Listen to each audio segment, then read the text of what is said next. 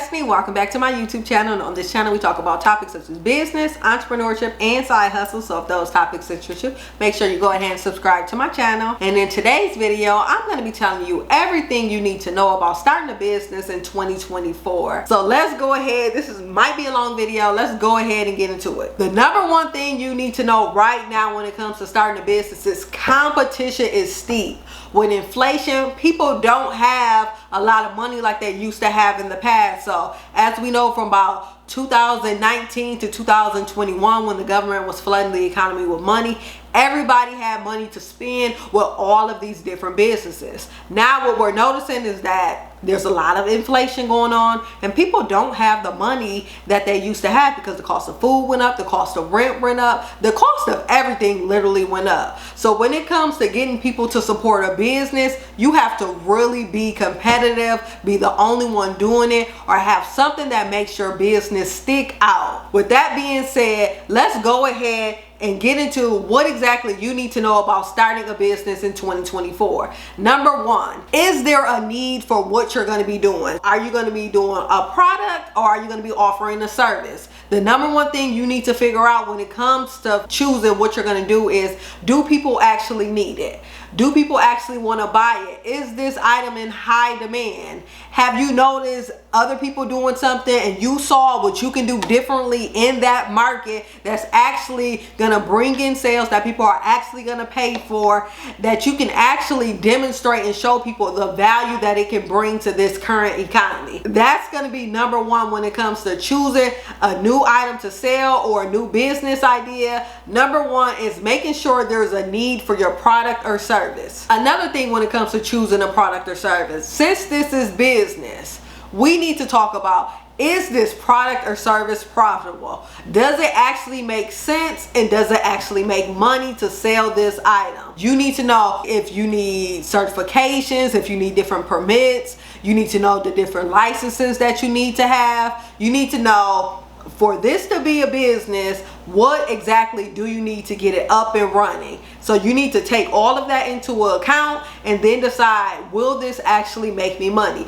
Because gone are the days where people are telling us like, oh, if you're passionate about something, turn that into your business. No, you need to actually have, well, even if you are passionate about something, does your passion make money? We're not in business for fun with these inflation rates. We're in business to make money. Number two, we're going to talk about our competitive advantage. So as you know, with any business, and I touched on this at the beginning of this video, you need to have a competitive advantage. Like, this is something that you absolutely need to have. What I'm starting to see is that a lot of people are adding robots to their business model.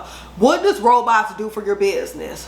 One, it brings people through the doors, because a lot of people like to do videos with the robot, take pictures of it, bring their kids, and just show how the robot is working. And then also, people like to see how smooth a robot business can work, so they're just curious. Some people don't like the robot idea, but those people aren't going to be your target audience. So you want to attract the people who actually like robots, who want to bring in their kids to interact with the robots.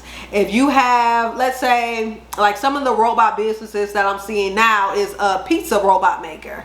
And that's very competitive because, one, you see the robot make the pizza from start to finish. So while the robot is making the pizza, and I saw this at a Walmart location, and of course they had a glass around the robot, so when people are walking in, they can stop and see the robot making the pizza. So now when you come to Walmart, everybody is stopping and looking at the robot making the pizza because it's a fresh new idea, and now people want to try it. They want to taste the pizza, see how the pizza actually tastes from the robot. So you need some type of competitive advantage to make people want to stop, look, and actually try your product, or be able to offer something that no one else is offering in your area.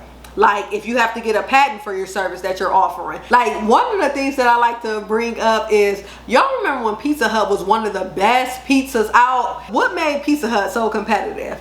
Pizza Hut was the only one that offered stuffed crust pizza. So if you wanted stuffed crust pizza, you had to go to Pizza Hut because Pizza Hut owned that patent for it. So everybody had to go to Pizza Hut for their stuffed crust pizza, and nobody else had it. So that made Pizza Hut one of the #1 pizzas. What happened when everybody else was able to get stuffed crust pizza? Their margins went all the way down. because they don't have that competitive advantage anymore. So now we can try the stuffed crust pizza at Papa John's. We can go Domino's. We can go everywhere for stuffed crust pizza now. But during that 10-year run when Pizza Hut had that patent, everybody was going to Pizza Hut for their stuffed crust pizza. Another business that we seen come out who they had the patent for theirs is Tesla. Electric vehicles. We saw Tesla get their head start. If you want an electric vehicle, you have to go to Tesla. When you think of electric vehicles, you have to go to Tesla. Like, it's one of the things. But now that it's been past the 10 years, now Mercedes has an electric vehicle. Everybody has an electric vehicle now. But we're having that competitive advantage in the beginning. When people have their 10-year head start, like, that's a long time for you to get your business idea out there, fix the kinks, and then get ahead of your competition that way. So that way you're already ahead when it's time for them to start launching their products modeled after yours years later. And I know, like, those are two extreme examples of competitive advantages, but I just want you to be able to see clear what a competitive advantage is and what it can do for your business. And for number 3, the next thing we're going to talk about is knowing your competition. And this is very important because I'm going to say it all the time, business is very competitive. Business is not set up for everybody to win. Somebody is going to lose, and the way that you make sure that your business wins is that you know your competition. So when it comes to me and I'm figuring out who my competition is, I look up at least 5 businesses that are very similar to mine. And if you need help, like, you can use ChatGPT and they can help you with this tremendously, because you can do, I run this type of, you can type it in ChatGPT, I run this type of business, this is my key advantage. Can you find 5 different businesses that offer similar things? And what I like to do with my business, I like to look at it from a local standpoint and then from an internet standpoint. So I like to know what everybody is doing in my lane so I know how I can stay competitive. And one of the things that I'm loving about ChatGPT is ChatGPT will tell you what your other businesses in your lane are doing and how they're staying competitive and what you can do with your business to compete with them. So if you need help, go ahead, ask ChatGPT who your competitors are and what is their competitive advantage and what can you do to compete with them. So that way it'll help you start, even if you, let's say you do have a passion product that you want to start, that you figured out already that it's going to be a profitable idea. So now you want to figure out what can you do with your passion product to make it competitive in the marketplace. And that's going to be by knowing your competition, figuring out their strengths, their weaknesses, and what can you do differently in your market. Number 4, let's talk about funding the business. So this is a great topic to discuss in this video because I know during the past couple of years, everybody has been talking about building business credit, just like everybody. But as you know, since even though they haven't came out and said that we're in a recession, but basically we're in a recession and banks are not giving out money like they used to. So it's going to be very hard to get those large loan amounts for your business, and if you do, the interest rate is going to be way up there now and it's going to be harder to get approved. So what you can do, which I recommend people do, is when it comes to starting out my business, I like to start off with bootstrapping my business just to make sure before I go off and get loans, like even if you want to do grants, but before I start looking at getting loans and stuff for my business, I want to make sure that I can actually sell the idea, that it's profitable. So I'm going to bootstrap my business.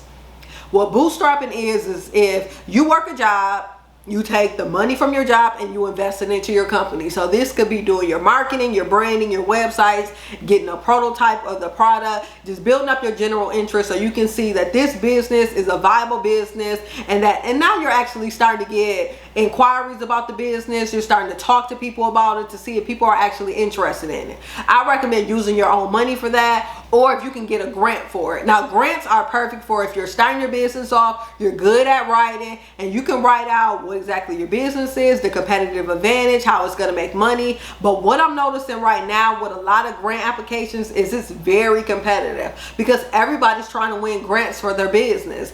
You got to remember that we just came out of a time when the government was giving out a lot of money and people were doing a lot of PPP scams. So all of that free money that was out there is not out there anymore. So everything is very competitive. So you need to be able to explain why your business is going to thrive in the marketplace right now, especially during a recession, and why your business is better than all of the other businesses out there. But for me starting off, I recommend that everybody bootstrap their businesses, at least get the basics down until they can either, depending on the type of business that you have, be able to get a loan and be able to prove that you can pay this loan back. Because the worst thing you want to do with your business is be in debt with a bad business idea, because you're gonna have to pay that money back. And a lot of times, if you're just getting straight just a straight business loan, it's gonna have to be a personal guarantee, and if you don't pay that money back, it's going on your personal credit, and it can really mess you up to where you might have to file bankruptcy. So I recommend that everybody bootstrap or apply for grants for their business. The next thing you need to know about starting your business correctly in 2024 is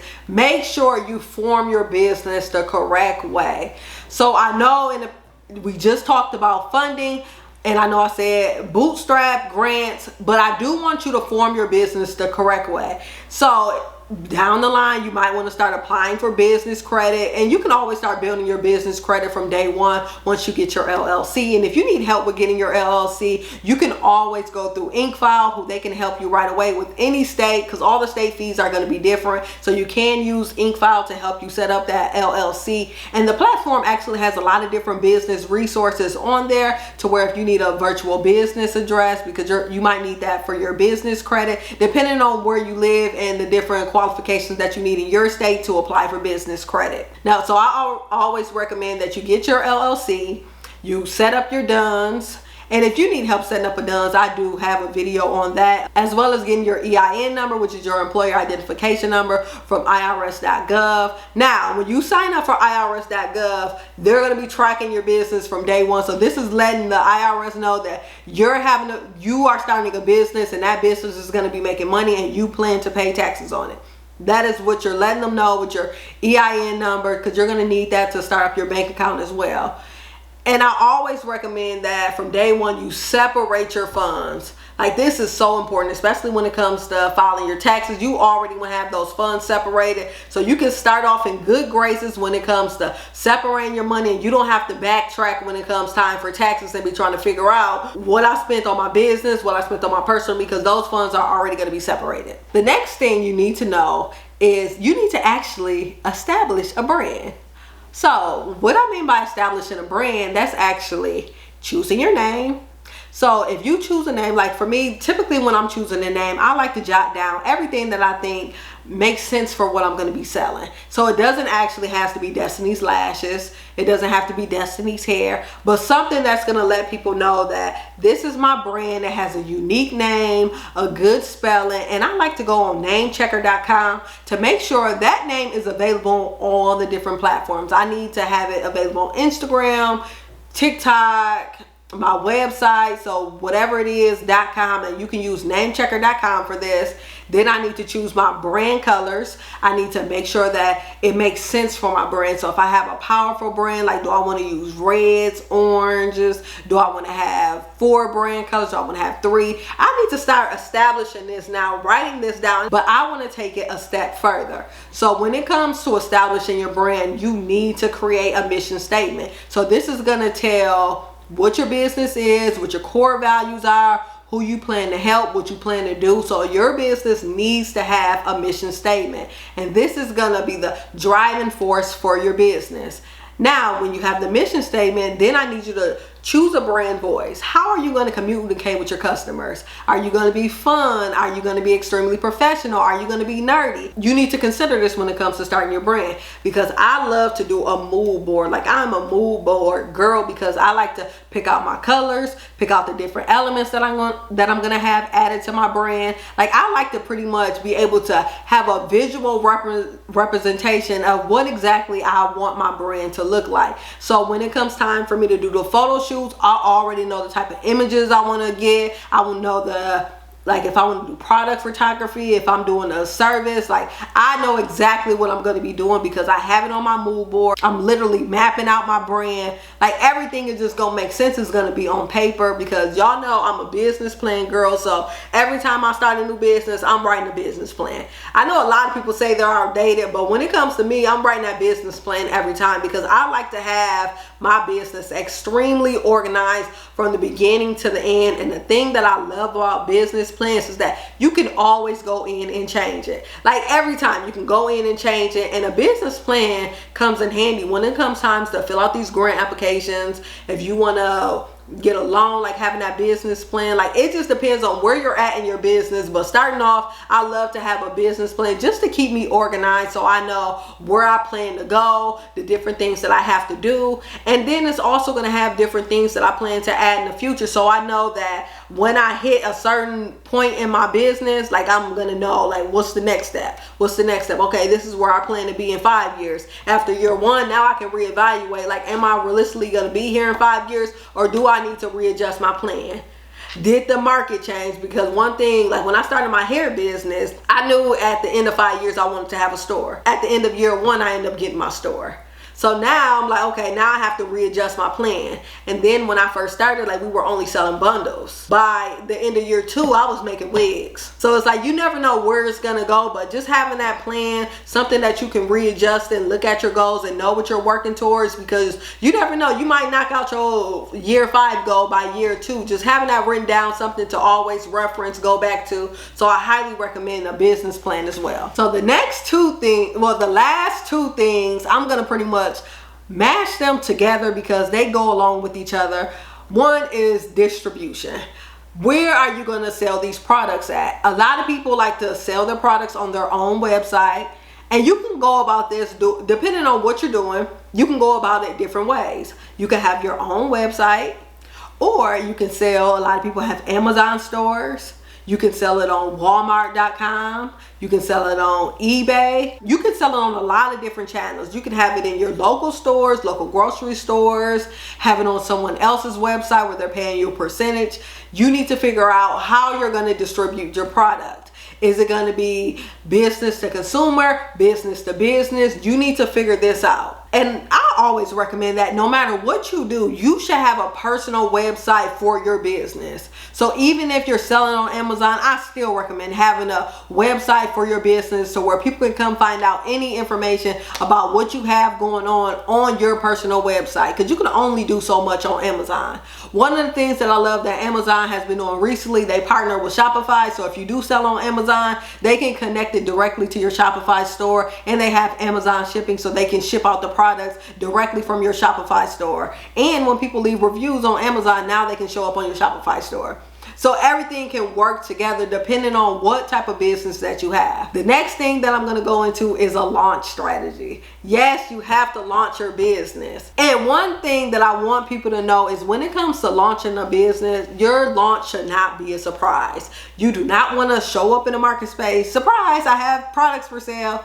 No, you want to actually get people excited. Like, start setting up a coming soon page, or they can put their email address in. You can build up anticipation for whatever it is that you have going on. And this is a step that a lot of people miss, and it discourages them, and they don't want to start the business anymore because they'll hop out there, launch something, and now they're upset because nobody purchased it. When really you didn't give us any information leading up to the launch day. Like, at least, I say at least give us a month to see like what you have going on. We need to see your promo. We need to see like anything that's going to get us excited to want to purchase this. Like, give us some freebies. Give us something to get us anticipated to buy your product.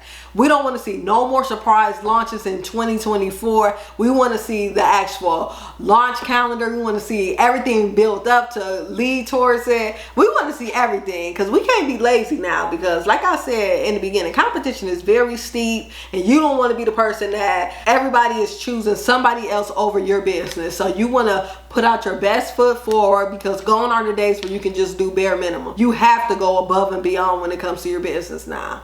But that's my spiel on what to expect when starting a business in 2024. If you have any questions, comments, concerns, drop them in the comment section below. Don't forget to subscribe to my channel.